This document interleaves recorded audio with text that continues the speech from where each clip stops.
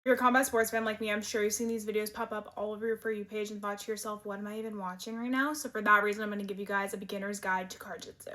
CarJitsu for dummies, if you will. At its core, CarJitsu is literally just jujitsu in a car, but there's a lot more to it, so let's quickly go over some of the rules and regulations. Both athletes start in the car, buckled into their seats. A coin toss prior decides who's going to be in the driver's seat and who's going to be in the passenger seat, and then that switches between rounds. Then we're going to have 2 3-minute rounds. Now, after those first 2, if there's still not a winner, we'll go into a third round where both athletes start in the back seat, and then after that, if there's still not a winner, we go into a sudden death where the first person to gain position wins. Now, it's CarJitsu. Of course, you can use the car, you could use the dashboard, you could use the steering wheel. You want to choke out your opponent with a seatbelt? Have at it. It's very entertaining to watch. You can even lean all the way out of the car as long as you don't touch the ground. Also, depending on what state you live in, you can actually bet on CarJitsu.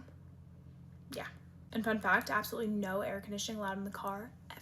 So many UFC favorites have talked about the sport, from Sean Strickland to Mackenzie Dern to Big Country Roy, and we even recently got a CarJitsu match between 2 UFC legends, Mark Coleman and Randy Couture. It was, just go watch it. It was so fun. I feel like you guys have a pretty good base now to go watch your first CarJitsu match and start to understand what's going on, but if you have any other questions, comment them down below.